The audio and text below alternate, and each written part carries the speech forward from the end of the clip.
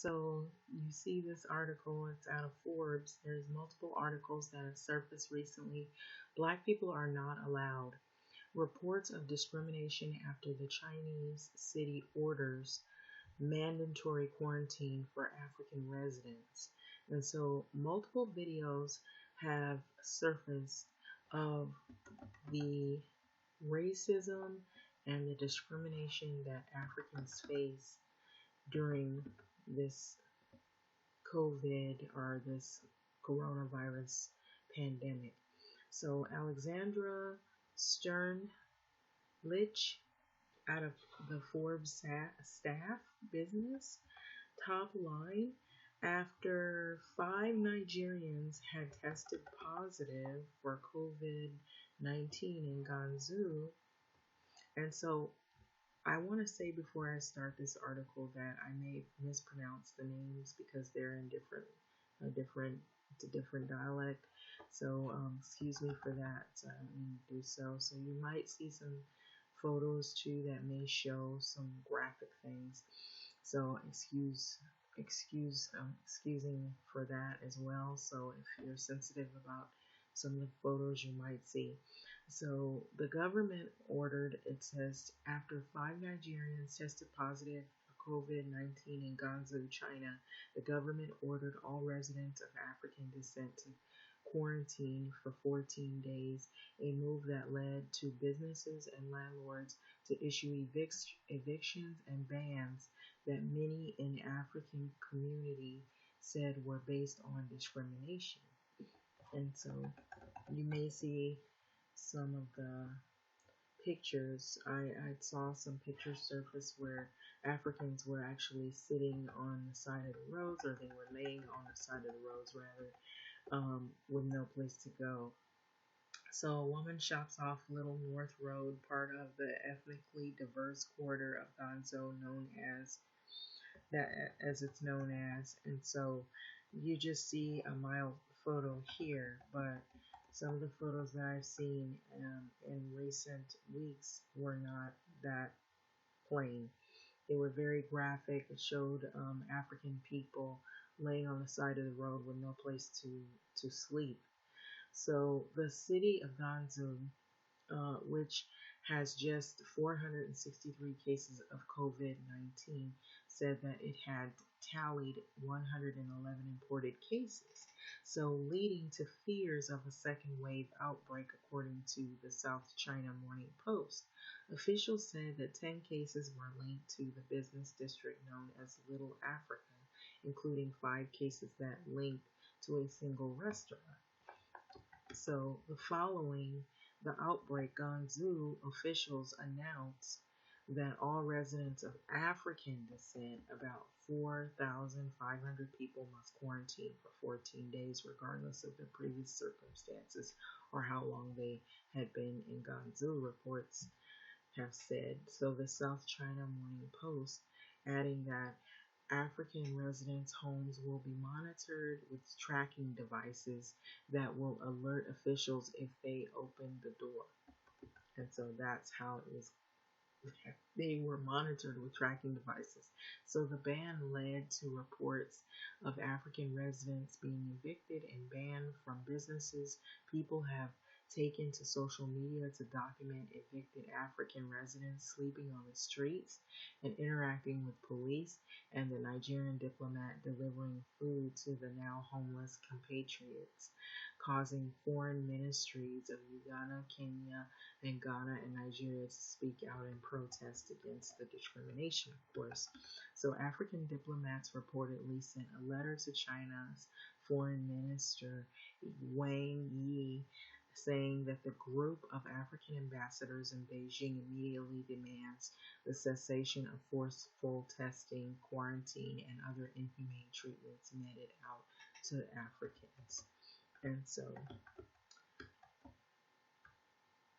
China has denied these allegations of racism, saying that Africans in Gansu are not being targeted, for Foreign Ministry spokesman Zhao Lijiang, saying that the Chinese government treats all foreign personnel in China equally opposes to differential practices targeting specific groups of people and has zero tolerance for discriminatory words and deeds, according to the South China Morning Post. So the United States consulate in Guangzhou advised African Americans to stop traveling to the city on Saturday, and the South China Morning Post reported. So one social media post showed a sign in a McDonald's restaurant that read, "We have been informed that from now on black people are not allowed to enter the restaurant."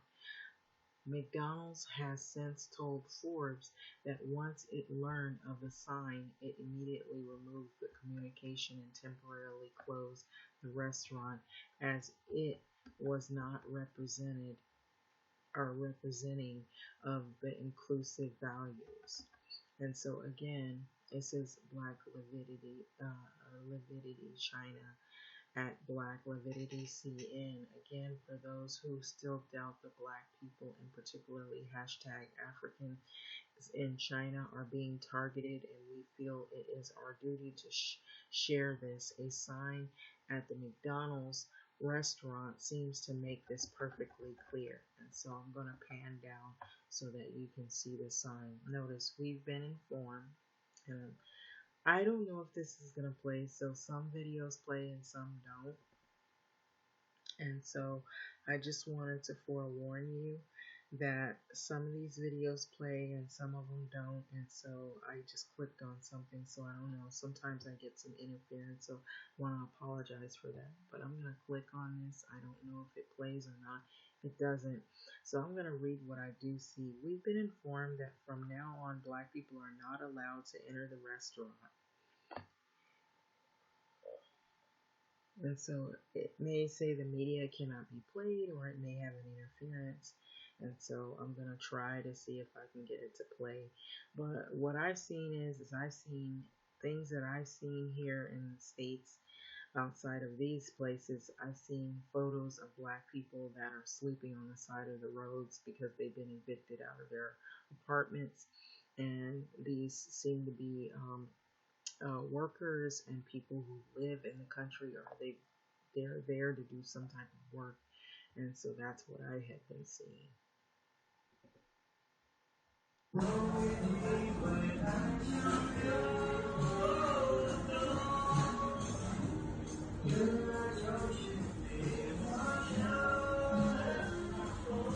So that's the sign.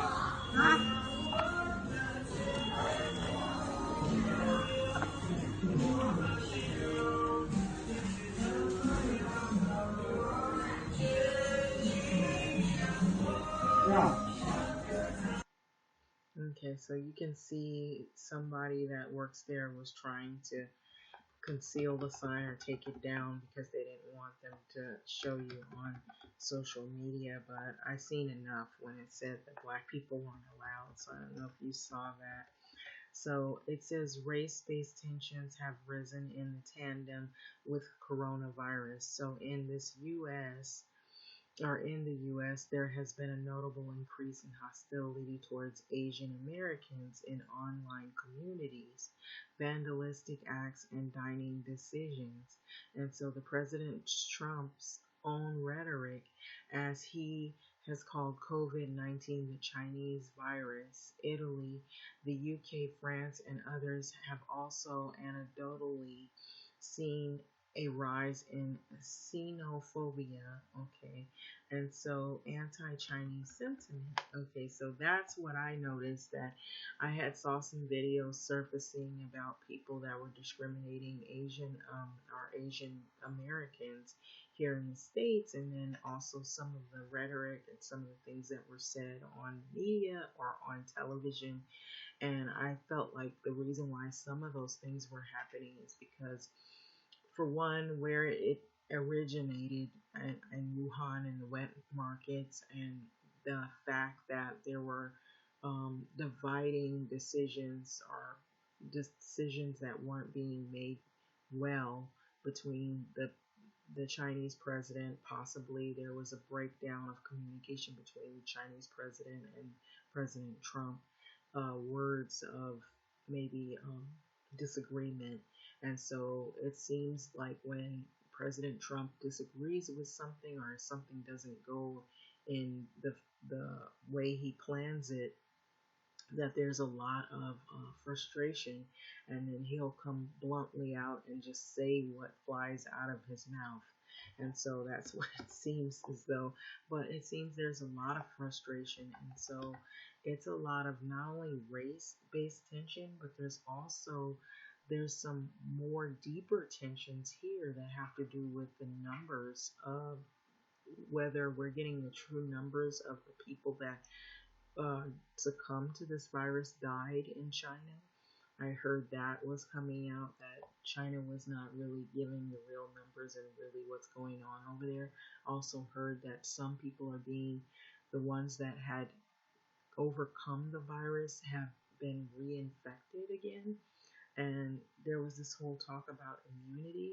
And so that's starting to seem like there is not that much immunity. It depends on the age of the person. So there's a lot of different things that are coming out. Also, that here in the States that there's more black people that have died, and it's been downplayed.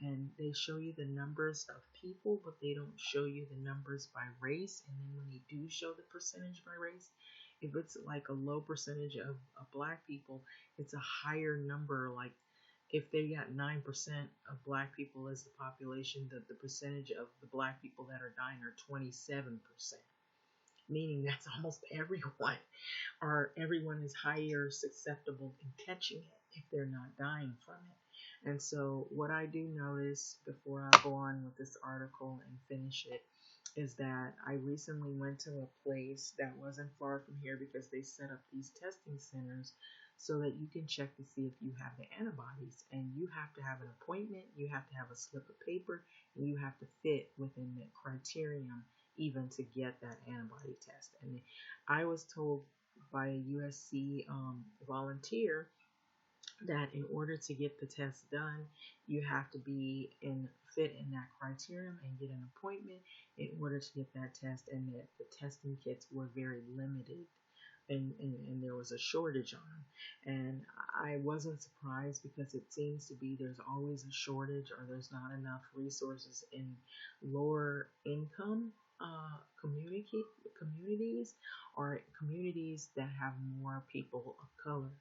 And so I felt like that wasn't a surprise whatsoever. And it almost feels as though when we're seeing this stuff on the TV about all of the developments and all of the things that are happening, that the way these people were talking at the testing site is that we suspect that everyone has possibly come in contact with it. But if you're able to ride it out, the people who, what I've been seeing in the media, if you're able to ride it out, ride it out. But if it's severe, when you go online, if you have the symptoms and if it's severe, then you, every now and then you'll hear like ambulance going around the neighborhood. And I'm assuming they're getting people that might be really gravely ill. And so by that time, you might be near death. You may not make it. And so I feel like the tests are not as accessible to people in lower income communities, especially people of color. And there are more black people and more Hispanic people that seem to be succumbing to this. We're not really getting the numbers, the true numbers. And the people who have access, if you have a lot of money, or if you're able to afford it because you have good insurance, or you make a lot more money, if you are maybe in a neighborhood that's favored, it has more money and more resources, and maybe if you're in a more predominantly white community that is upper level income, you might have more access to the medicines and to the tests, and you might be the first pick of people that they will try to bring the information and resources to. And that's what I've experienced here in Los Angeles, California. I don't know about you, where you live, but that's what it seems like is going on. And you'll see people in like grocery stores, or they'll be in pharmacies and they have the lines and people stand 6 feet apart. And some people will follow those rules. They'll have a mask. And now, since Eric Garcetti, he has a state mandatory order that most people, if they go into businesses, that they're to wear a mask. Some people follow that and others don't. Then you have some people who just, they don't give you your distance. They get right up behind you. They don't care. They're young. They may be thinking they're not going to get sick. You have some people that still doubt this whole thing is even true. They think it's inflated, or the numbers are inflated on purpose to scare people, or it's still a hoax. Some people still don't believe it, even though they see, uh, you know, some of the other places like Louisiana and New York and all the people that have died from the COVID-19. You have some people who are just extremely skeptic, and I think it has a lot to do with the government and not trusting it. So with this article right here, with the rise in the tensions, it doesn't come as too much of a surprise to me. I had actually saw another article, but it had a lot of interference because of the videos. It was showing a video, but it wasn't like the one we just saw. It was showing a video of people that were being arrested on the street and that were being handcuffed, and they were being carried off to jail, or they were being put out. And so I think this is pretty much the article. This article was really short, and so it was pretty short and precise. And so I picked this article because it just seemed like it was pretty much the title that grabbed me. Black people are not allowed in that sign, and what happened in the McDonald's. And so I'm going to try to see if I can click over. Do you see this right here? I just pulled this out right here. Chinese discriminate Africans in Beijing. So Beijing faces a diplomatic crisis in Africa after reports of mistreatment of Africans in China. It causes outrage. This is the article I was reading, and then it says Africans in China allege racism as fear of new virus cases unleashes xenophobia. That's out of probably the Washington Post. So there's several articles that have surfaced about this. And so I don't know, you might hear some interference, so I'm going to try to see if I can find that one clip where it actually shows. You're probably going to hear interference, so excuse me if you hear that interference, because there was a video that was attached to this article, and I'm going to click off of it as soon as I can. I don't know if this is the same article. It looks like it's a different article. It might be the original one that I seen, because I saw this article this morning. This is not the one, but there was an article. Beijing faces a diplomatic crisis after reports of mistreatment of Africans in China causes outrage. Beijing is facing a diplomatic crisis in Africa after reports of alleged coronavirus-related discrimination against African nationals in China. It sparked a widespread anger across the continent. And so African students and expatriates in the southern Chinese city of Gansu were last week subject to forced coronavirus testing, arbitrary to a 14-day self-quarantine regardless of recent travel history, and then heightened fears of imported infection.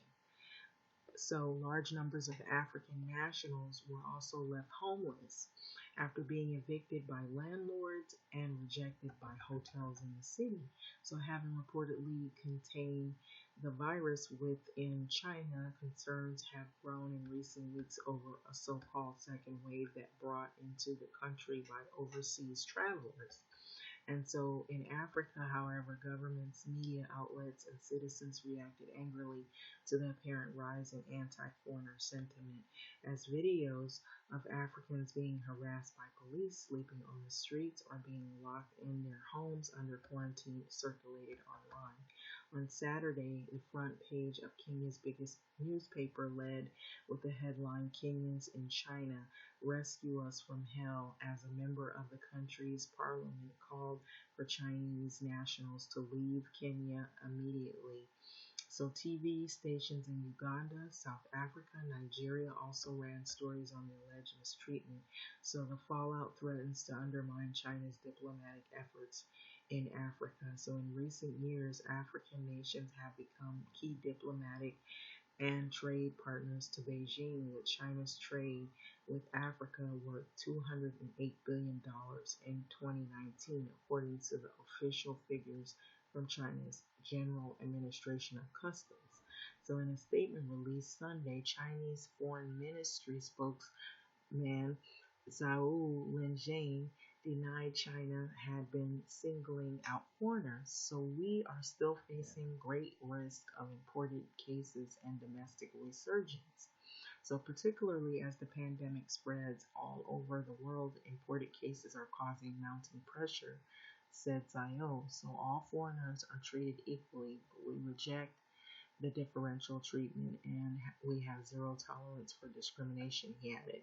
So a breakdown in the relations goes as African countries are often characterized as being the weaker partner in bilateral relations with Beijing, with U.S. officials repeatedly warning nations to be wary of so-called Chinese debt trap diplomacy, in which countries are forced to hand over key assets to service loans they can't make repayments on, impairing their sovereignty. So, but in recent days, African governments have been quick to demand answers from Beijing on the treatment of their citizens. So on Saturday, Nigerian lawmaker Oli Akin Albi posted a video on Twitter of Chinese ambassador to Nigeria Zhao Pingjing being grilled by a Nigerian politician over the mistreatment of Africans in Gansu. So during the exchange, Zhao is made to watch the videos of Africans allegedly being mistreated in China. So Oloye accompanied the video with the message that his government would not tolerate maltreatment of Nigerians in China. So the governments of Uganda, Ghana also reported summoned their respective Chinese ambassadors over what the Ghanaians called Ministries of South Africa, which is currently chairing the African Union, said it was deeply concerned by the report. So on Saturday, in perhaps the most serious sign of continent-wide discontent, Musa Faki Mahatmat, chairperson of the African Union Commission, tweeted that he had invited Chinese ambassador to the AU to personally discuss the allegations of the mistreatment. So the Chinese reaction on Sunday, Chinese Foreign Ministry spokesperson Zhao Linjing responded to the crisis, promising the provincial authorities would attach great importance to the concerns of some African countries and work to improve quarantine measures, including providing special accommodations for foreigners required to undergo medical observation. So, however, echoing city officials in Gansu, Zhao did not address the specific accusations that authorities had enforced a policy of mandatory testing and 14-day quarantine on all Africans, even when they had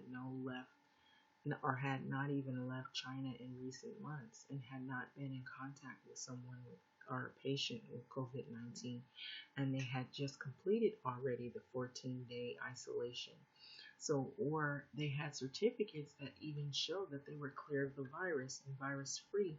So, Chinese state media had previously reported that 5 Nigerians tested positive for COVID-19 for the virus in Gansu. So, local police said on Sunday that all foreigners must strictly abide by Chinese law, and those who refuse to show identification when requested by police would face punishment. So suspicion abound that many Africans are overstaying their visas in Gansu, where officials said that they counted for 4,553 Africans legally living in the city as of last week. So on Sunday, the state-owned Global Times broke a silence on the continued diplomatic fallout, writing that the viral reports in Western media alleging Africans are being discriminated against and badly treated in the city were used by some Western media to provoke the problems between China and African countries.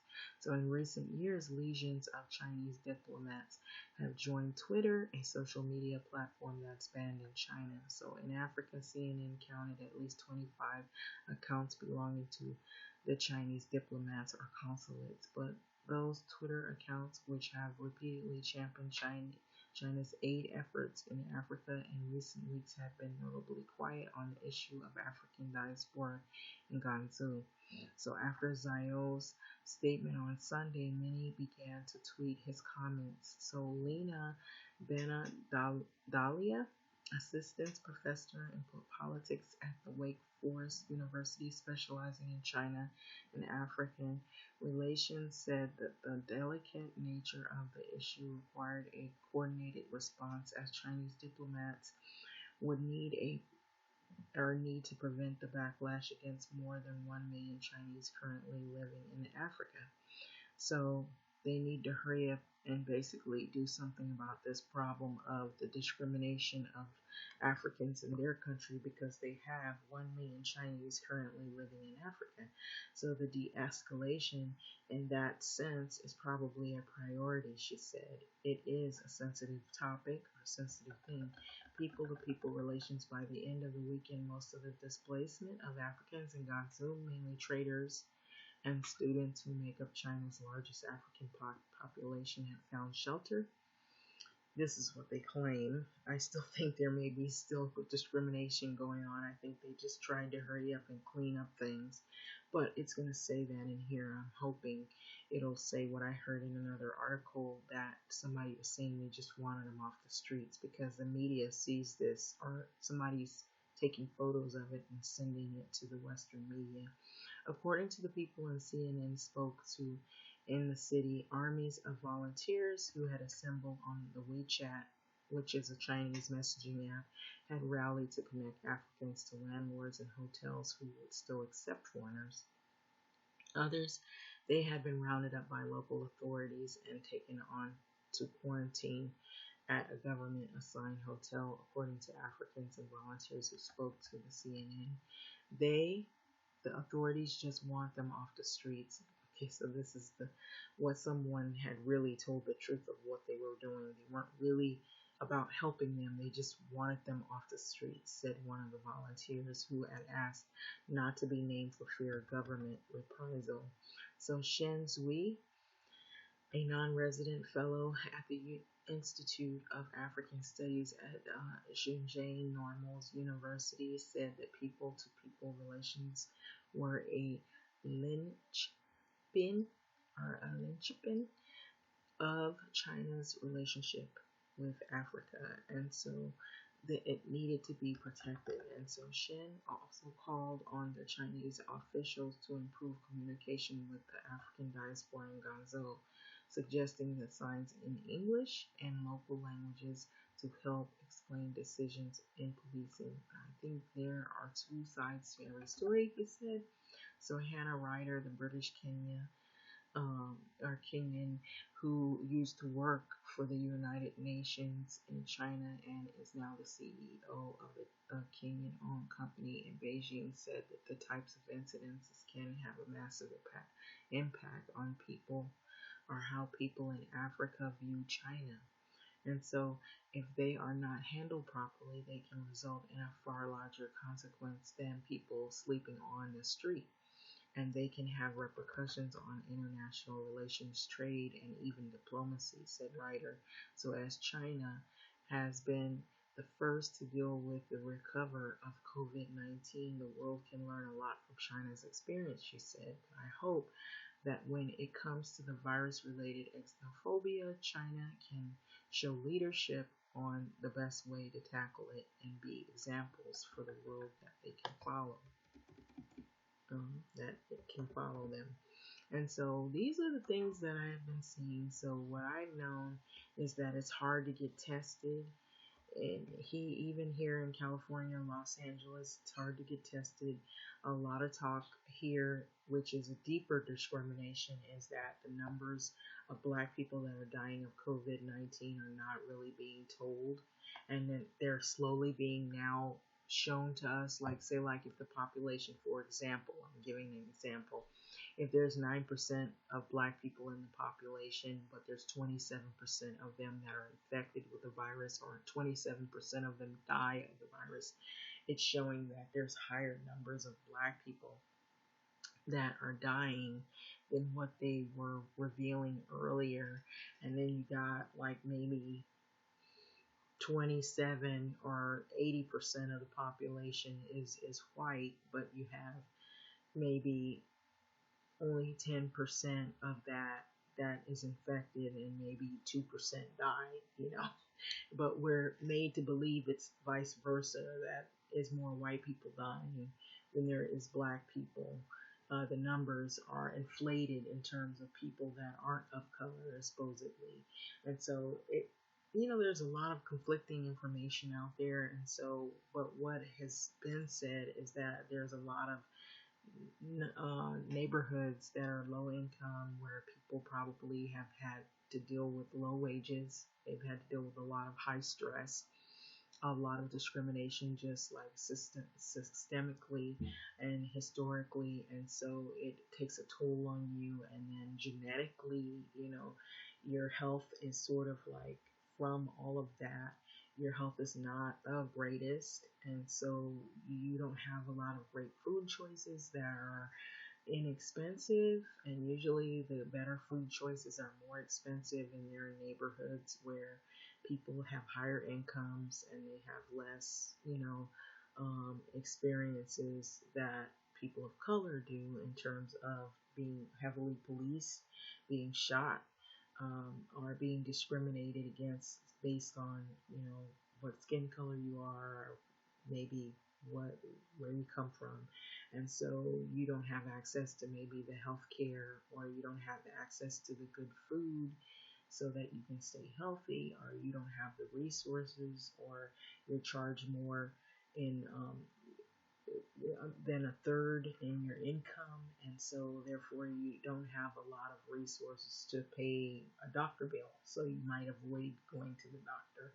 So there's many different things that have come out. And so I don't know, have you seen any of this? I don't know. This is what I've been seeing, and this is what I've been hearing. And a lot of it has a lot of good points that they bring out. And I noticed when I went over there to check this place out that wasn't very far, it was just testing for the antibodies. They don't want to test to see if you even have it. They already assume that most people here in Los Angeles have come in contact with COVID-19. So what does that say? And it's in areas that are low income and people of color, majority. And in order to even get tested for the antibodies, you have to have a prior appointment. You have to fit within their requirements. And it seems like that's a whole process there. And so I guess either you're in a situation where if you go online and you look to see what do I need to do if I feel that I might have the virus, they say quarantine yourself. They give you like the steps. I even known a friend was saying that she had a friend work for Kaiser Permanente, that you couldn't even come to the hospital, that they had a video chat, some kind of thing where you stay away from the hospital, but they kind of talk you through the steps of what you needed to do. And then if your situation's more serious, that's when you go. Probably more than likely they end up going into ICU. That's when you're in a critical illness.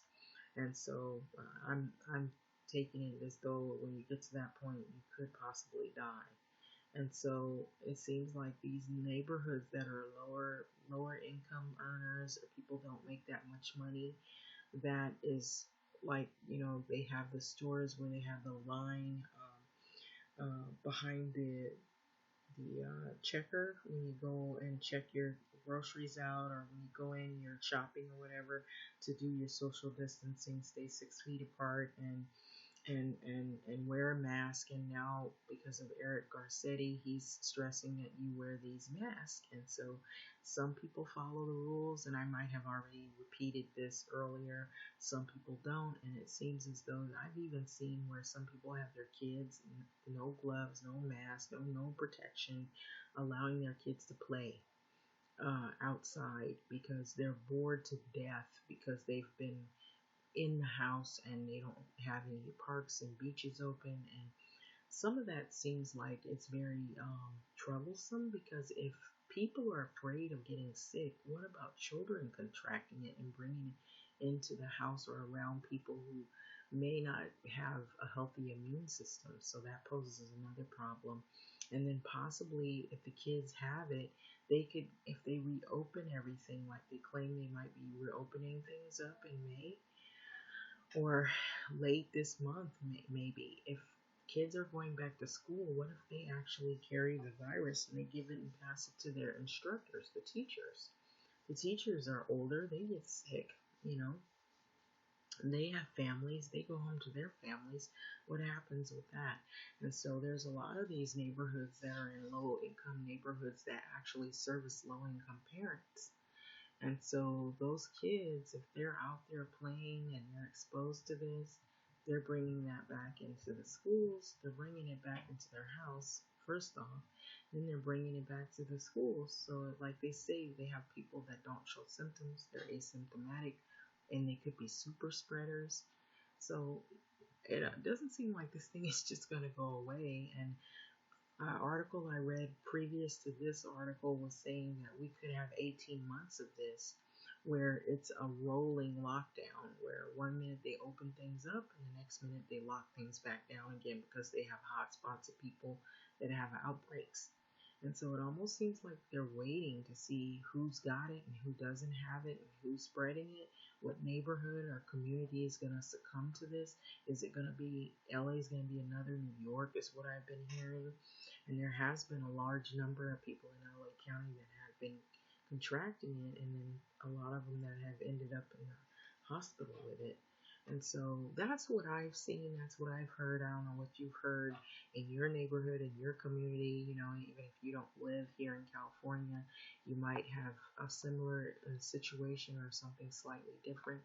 But what it seems to me in conclusion is that people who have more money, or they're in a better situation financially, if they have more resources, it seems like a class is an issue and a thing of who has the money, the haves and have-nots. And if you have the money, you have the insurance, you have access to the medicine and the information and the better health care.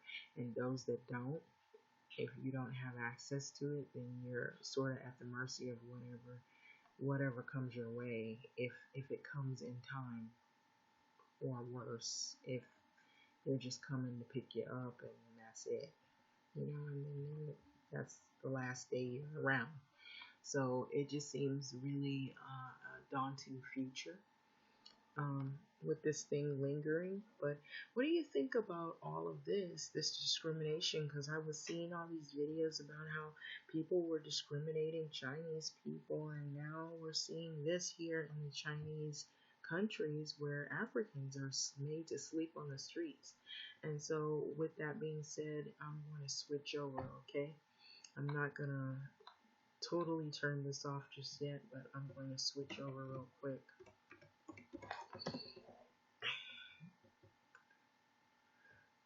Okay.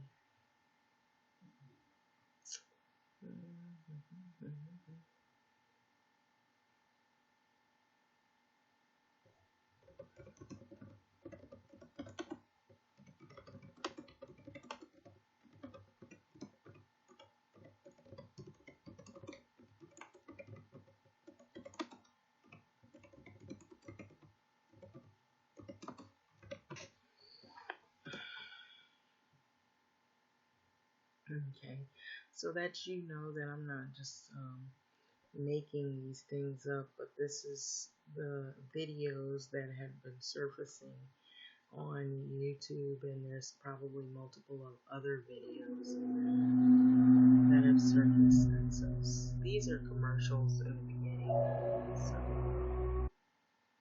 City leaders in southern China are denying allegations of coronavirus racism, insisting that foreigners are not being discriminated against. Africans living in Guangzhou say that they're being kicked out of their homes and face harassment as health workers step up testing for imported infections. The African Union, Nigeria and Ghana are calling on the Chinese government to address concerns. Professor Keith Richburg is the director of the Journalism and Media Studies Center at the University of Hong Kong. He says there has been discrimination against Africans living in China for some time now.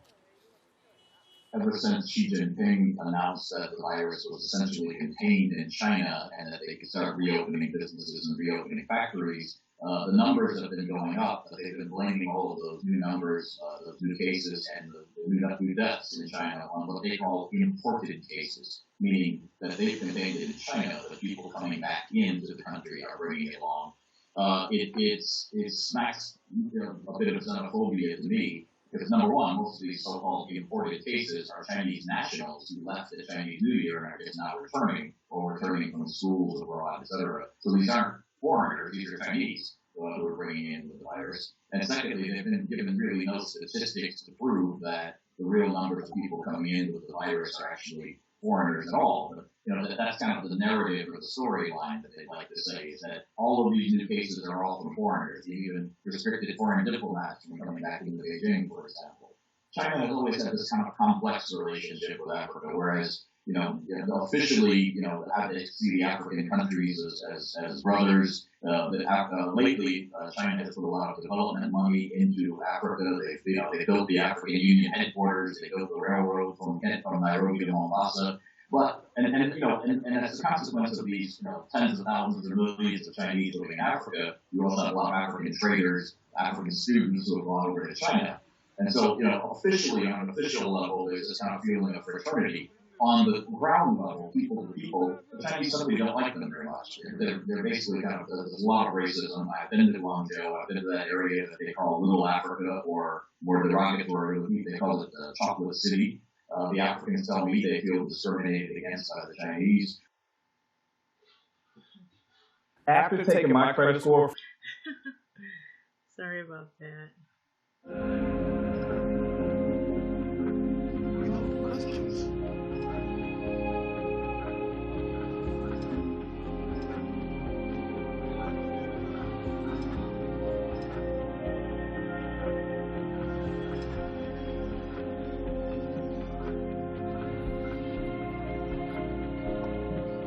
Look at everybody outside. Everybody's outside. Look at the Chinese police. They won't allow us to rest. They took us away from our house. We don't have anywhere to live. They are pursuing us. Why? We go to the federal government of Nigeria. In line with international practice, no any country has the right to seize the international passport of another country. Why are they seizing Nigerian passport? It's not enough to decide that. They collected all our passports.